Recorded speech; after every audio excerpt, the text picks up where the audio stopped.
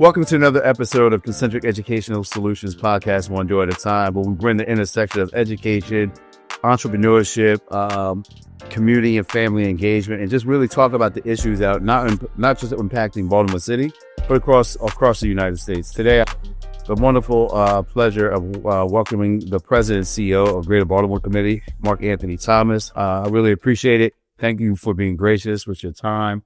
As always, I give a gratuitous shout out to my sponsors, Mercedes-Benz of Catonsville, Sam and Alex. Thank you for keeping me riding clean. And Alex of Atlas Group. Visit any one of their 35, 36, 37 locations across the DMV area, Houston, DC, Philadelphia, and Miami. So I want to really appreciate it. Welcome to the podcast, man. I appreciate you. Happy to be here, man. So much, man. Yeah. So let's jump right into it, man. You're President and CEO of Greater Baltimore Committee. For those who are not familiar, what's the aim and purpose of GBC? So GBC was founded to be a huge champion of the Baltimore region economy. Okay. Like, how do we grow it? How do we strengthen it? What are the investments that need to happen that either we can make as institutions or the public can make to make sure that we're one of the world's most dynamic economies? Oh, wow. Okay. Yeah. Tell me about your journey. Share with us your journey here, because you have, you're an accomplished author, poet. Yeah. Right. And sometimes that might not, always connect, poetry to business. It seems like it works. Yeah. You know what? So I grew up in Atlanta. Okay. Yeah. Started my career writing about economic development issues and poetry. Yeah. So I was a journalist since the age of 16, at least student papers. I went to University of Georgia, worked for their student newspaper, which was a daily paper. Yes. I became their first black editor-in-chief. At the same time, I was writing literature and poetry. Then had a career in communications, moved to New York City, ran a magazine that covered policy issues. So I've always had this interest in economic development, but using the power of writing and comms to communicate a message to really thousands and then millions of people. So thinking about your time growing up in Atlanta. Yeah. What are some of the qualities, the attributes that Atlanta kind of bred in you before you started off on your journey? Atlanta is very one of my best friends lives there. I love Atlanta. Was just there for NAPSE, National Alliance Black School Educators. What are some of those pillars that you took growing up there? So I think the main thing that I appreciate is it's a culture of ambition. And as a kid, I watched Atlanta pursue the Olympics.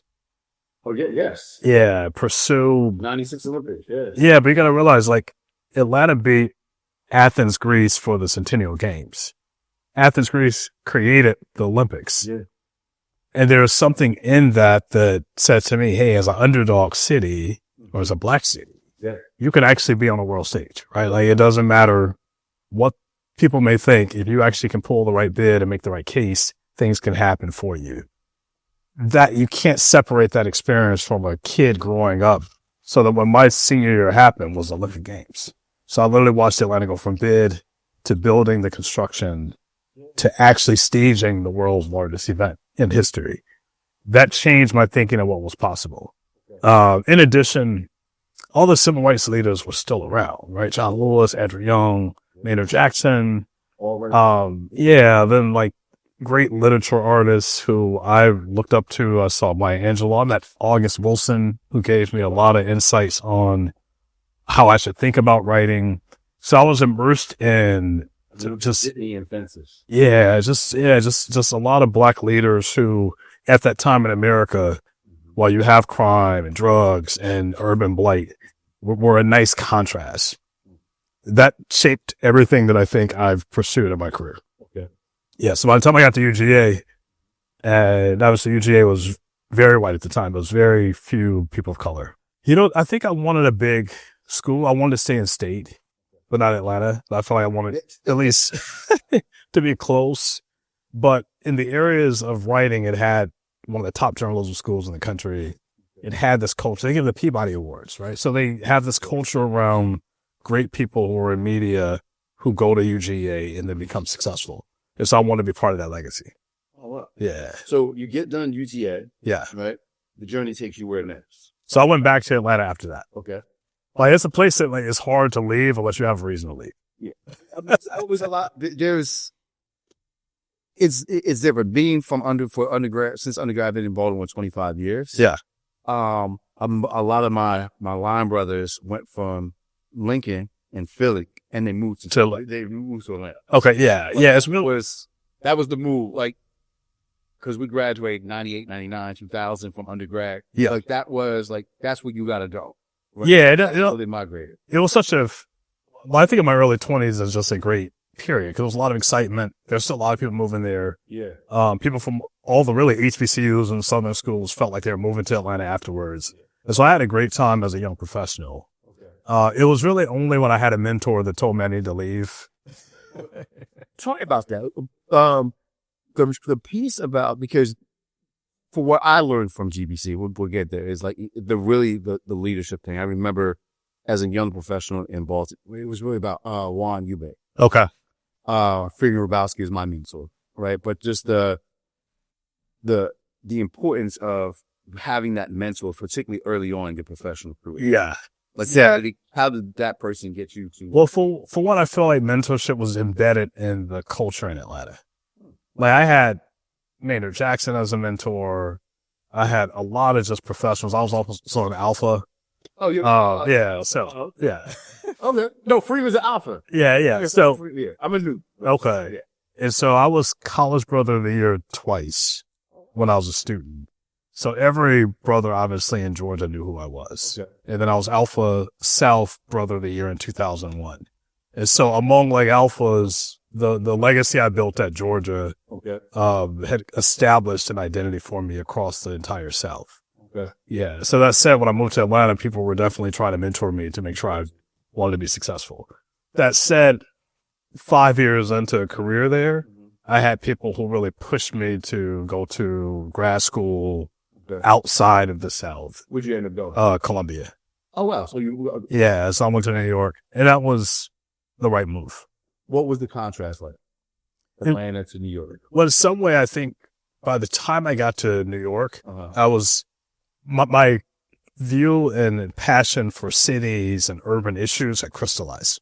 Okay. Yeah. So I used my time. I went to policy school at their, Morningside Heights right near Harlem. And so I was like, it was almost like the things that I had a interest in, the drug trade, innovation in government, international affairs. I could immerse myself as a student in those issues. Well, when it crystallized like that, like, was there a crucible that made that happen, or was it a process of getting to, like, this is what I really want to do? I think, well, at that age, you care more about what do I want to learn about the world that I inherited. That's how I thought about it. Well, what did I see growing up? I think if you have a poet's heart, you naturally just have curiosity, right? So I wanted to use my academic time to study in-depth things that I thought I had a curiosity for. Okay. Yeah. So you come out of Columbia. Yeah. Right. At that time, had you published? Yeah. So I've written 2 poetry books at this point, and had a, let's say, career in comms. But leaving Columbia, I actually started working for, what was it? A think tank in New York called the Center for the Future. Yeah. Yeah. So you'll see the interest overlap. And they had an investigative journalism magazine that was fledgling. Okay. And so I happened to be the deputy director of the think tank. And we were authoring strategies for New York's new economy. This is the Great Recession now. Mm-hmm. So we're in a place where New York needed ideas on how to create a diversified economy away from Wall Street. Mm. And at the same time, though, our magazine, like, that was my passion, right? So I took the effort to build a new business model so we could spin the magazine. It was called City Limits, separate from the think tank. And then I became a publisher. Oh, wow. Yeah. I was like 29. Oh, that's good. I mean, but it kind of fits with your trajectory from what you're doing in undergrad. So let's talk about now you coming to Baltimore. Yeah. Right? Like, Baltimore is a very, maybe everyone says it. I mean, but they think their city is unique, but Baltimore is very unique to me. I mean, I've been lucky enough now to travel much more than obviously I did in my 20s, but it has a grasp on me, right? Like, that I can't let go. Like, yeah. So I say, so after my time in media, I went back to business school. And I hopped around the country in different leadership roles. So LA, back to New York. I was in Pittsburgh before I came here. Okay. Yeah. And so City of Hills. yeah, but at this point I'd basically become a true economic developer, right? So I was a leader there and viewed myself as a leader within our field. Okay. And not that I felt like my time was complete. I felt like I had one additional capstone career role in the economic development industry. And so I was open to coming to a city that literally had all the things that Baltimore offered. And What was it about Baltimore? for one, I love complex issues. I love systematic problems that people feel are intractable, that people need to study 50 years from now. So that's purely on the academic professional side. And then on a personal level, I just miss being in the South. I missed being rooted in what I feel like is the culture that I grew up in. And Baltimore checked all those. People think it's not. So living here, it's been even more than I anticipated as far as feeling at home. So you get to Baltimore. What were some things that you expected, but more importantly, some things that you didn't expect? Learning from it. Well, I'd say during my search process, interviewing with business leaders, academic leaders, who wanted to see GBC reposition to really take the region forward, right? Mm-hmm. And so what I didn't realize when I landed is how much, not that people had given up, but that people were waiting on the sidelines to see, okay, how can I actually make an impact? And can he turn this into an organization that can change things? And also that the electeds didn't view us as the powerhouse that I had hoped it would be. And so the first year, it's only been 2 years for me, but the first year was spent laying a foundation, creating a vision, giving people a sense of what GBC could be. And then last year was the first real year that we could move things. So you're right out of, you were only 2 years coming here removed basically from pandemic. Yeah. So the timing was actually good. Like economic development during the pandemic was not fun. No, it was still a lot of work though. It was a lot of strategy, and there are certain places across the country that are booming now that used their pandemic funds, their ARPA funds to build economic development machineries that will power them for the next 2 decades. Was there a whole lot of thinking, like, okay, so obviously it's the novelty of the pandemic. Yeah. But was there a point in time that particularly those focused on economic development were like, okay, like this can be a catalyst for something? There was so much initial crisis.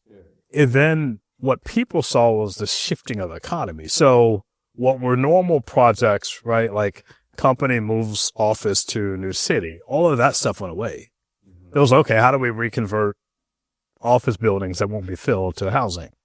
How do we then quickly expand manufacturing and distribution, since everyone is buying stuff now on through e-commerce? Yeah. And can you really retool the entire economy to then absorb all of this new investment? The other thing that was happening is onshoring, right? Like all of the supply chain stuff, that there were projects that were then coming any market's way that were not projects you would have ever had before. And the scale went from, in manufacturing, where you'd have at max 100-acre project to 1,000-acre projects, right? So it changed the nature of how fast you can pivot. And the markets that could pivot the quickest were the ones who won. So think about like where we are now. I think the GBC is uniquely positioned because you sit at this intersection of so many different things that are happening in Baltimore, through the commerce and economic development to politics, right? And not that they're these separate things, right? But like the intersection, like how do you see the economic development piece combined with, political aspirations and or visions, right? Compared to, and then partnering with like education, that intersection. Yeah. It's all kind of feed each other. It is. It all is one massive, moving partnership. And in practice, people should look to business to understand where is the economy heading What are the conditions that your peers need to make investments in our state?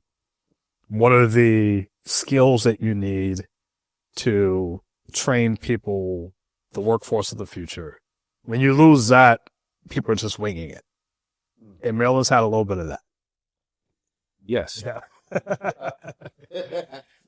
No, absolutely. Yeah. I mean, so I started my career as a teacher and then an administrator. Okay. Now 16 years as a business person. I mean, it looks bad in two different lenses for a common kind of goal, of what it looks like.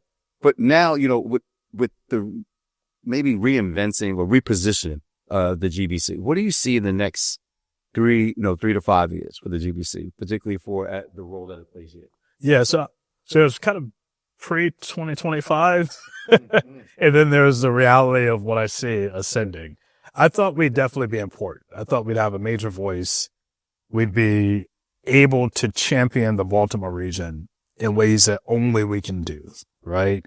Make sure everyone in the world understands what the assets are in the region. Be the front door for our peers in business who are looking at new markets, who need to be sold on why they should have us on a short list of places they should care about. And also work closely with elected officials and the ecosystem as a whole on how we move things forward.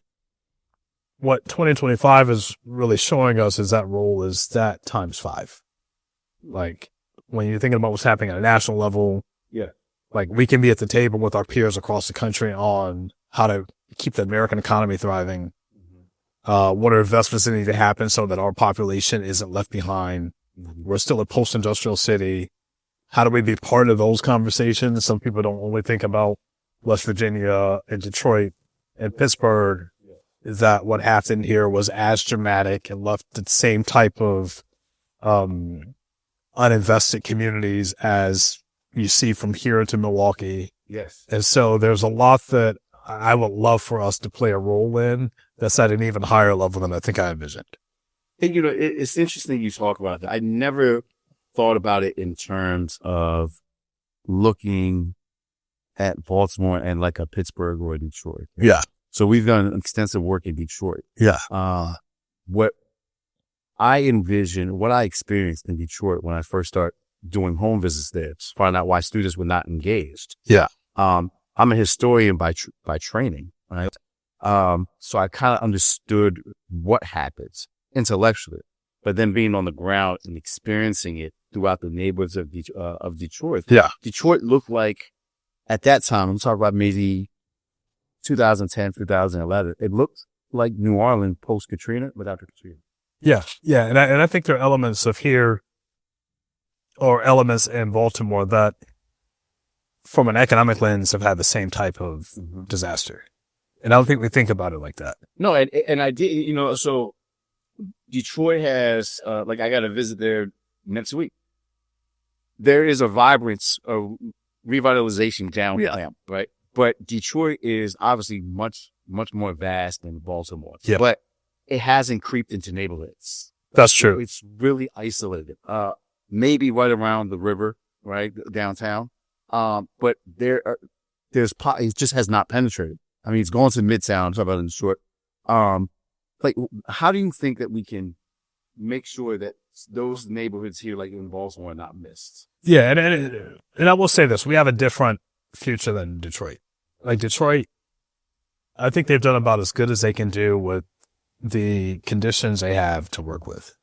Why I think Baltimore gets such a bad rep, even in casual sense of, well, they have all of that and it should be further along. It is blessed with assets, geography, institutions, diverse population, colonial history, Black history. It has everything. If you were to create a great American city, you would literally have everything Baltimore checks. And it still struggled, right? So that is why people make fun of it. What do you think are some underlying causes for that? What do you think? Well, because we haven't been able to turn it into we haven't maximized how dynamic it can be. And that's the part that can change. Okay. Yeah. Versus Detroit, when you look at there are a lot of cities that have boomed that have no rationale behind why they've boomed, right? I even pick on my hometown, Atlanta. It's like geography doesn't really matter. Should they have the world's busiest airport based on where it sits? No. But because they built the machinery to have the world's busiest airport, they do. It's almost like if we were to look at what should Baltimore over-index on because it can and it has ambition to do so, that's what we have to go after. And that's what we have to aspire to be. So we should be the coolest, most dynamic tech hub, manufacturing hub, life sciences hub. We should be a place that people want to come just experience the cuisine and the food and just sit by the waterfront because it's so dynamic. And you think, like I said, you think about the proximity. Yeah. Right? To a Philadelphia or New York. It's to a DC. Yeah. I mean, it's the proximity is right there, right? Like we're geographically in a prime. We are, but it can't. But that is a value prop from a business perspective if being here is worth not being in other places. I think something I learned when I was in business school that really stuck with me when I think about it through my career lens. Why do you think scientists want to be in Kendall Square in Boston? It's not. Well, I mean, MIT, right? So I went to MIT to school. Yeah. So what's the cost of not being in that environment? Like, what's the cost of being on the tail end of finding out technology or innovation or what's coming out of the labs or meeting the venture capitalists who are working on the cool project? Good luck that one. Yeah. And we have to find the nexus of things here that people feel left out on if they're not. Yeah. No, do you feel like, looking back into Atlanta, right? Yeah. Was that a value prop that they created? Yeah. I mean, it's actually remarkable that people joke about it, but when it gets to comedians, that means it's already built into the system. Like Chris Rock made a joke saying every decision in Black America happens in Atlanta. Like what he's referencing is that culture and entrepreneurship in business and creative industries all have a huge guiding force there, and the rest of us are following. Like that's what he's saying. Yeah. And when you look at what Atlanta has built in the last 20 years, is in music, definitely in film. Yeah. Like if there's an award ceremony there, it makes sense that it's there. But there was an intentionality. Yeah, it was very intentional. Right? Was fortunate enough to have actually coming out today with Chris. Yeah. Chris Simon, is that we were talking about that because he's a native Baltimorean. Do you think there's more that we can do to celebrate and to create that more intentionality? Yeah, like Baltimore's what I love about Baltimore is that it's such a unique identity and its culture is so specific. Like if America had, I don't even say 10 very unique cities, when you actually spend time in Baltimore, you'll feel that it belongs in that short list. What we haven't done, we haven't commercialized it to the level that we can. Like New Orleans is a commercialized place where you have conferences and sports and all this stuff because it has swag. That's really all it comes and there was just a conference laugh, and they just. Yeah, like if someone says there's a conference in New Orleans, you want to go because it's a city with swag. Yes. And Baltimore has that. It's just nested between neighborhoods that aren't connected, a lack of intentionality around making sure that the overarching culture is experienced in a way that you have access to the moment you land. Like if the question I get a lot is, has it been hard for you to integrate? We're already off on a bad start. Versus New York or other places, you feel like if I land, they're trying to make sure I get access to everything. They want me to experience the culture. They want me to come to museums. They want me to be in the neighborhoods. They want me to see and experience the city and become part of it. That's not how people even think about what your entry point at Baltimore should be. What do you think is a tangible next step? Say 2025, maybe 20, tangible next step for Baltimore? Just to, for one, be itself, but be its best self in every way, right? And the amount of restaurants we have, the amount of businesses we support, the amount of neighborhoods we rebuild, Like, it actually doesn't need to change. We just need to be better at what we are. And I think that's what people love about places like here is you don't want to change, you just want to be a better version. And the regionalism is important. And I lead a lot of that work in trying to bring the counties and the city together around shared opportunities to grow our economy. And they're resetting that relationship, at least from a business standpoint, has been something we focused on. I want to kind of shift to this and end off of this. You know, you speak about the writing on that. Important that it's played in who you are. Like it seems like it's you. Yeah. Right. What has, particularly your poetry, what has that allowed you to do in your personal space that has heightened who you are in your professional space? For one, if you've learned how to speak and connect with people emotionally since you're 14, 15, you don't lose that skill.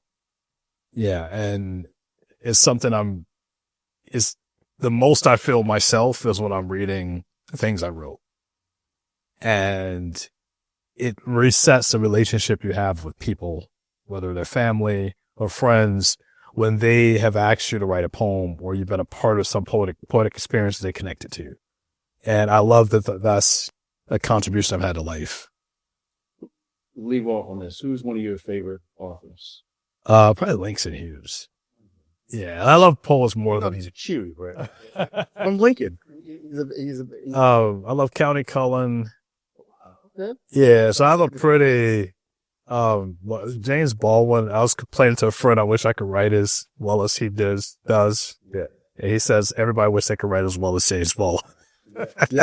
You know, in here for me, because I was such a history buff, right? Yeah. Everything was, nonfiction.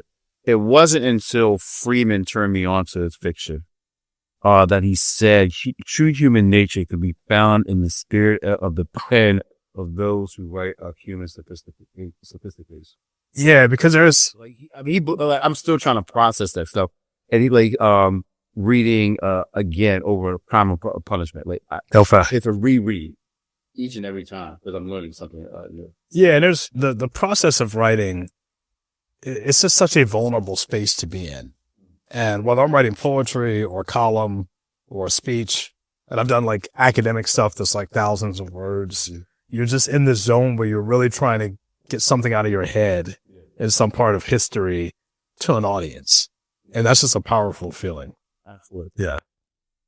Man, I appreciate you. Thank you for taking your time. Thank you for being so generous with the time. Thank you for committing to Baltimore and committing just to the generation that's going to come behind us and the legacy that you're going to leave. Man, I appreciate you. Great. Thank you. Yeah. Thank you so much. I want to thank everybody for joining in. You can catch all of our content on concentric.world. My guest today, Mark Anthony Thomas, President and CEO of GPC. Until next time, I'm your host, David Heiber. Thank you.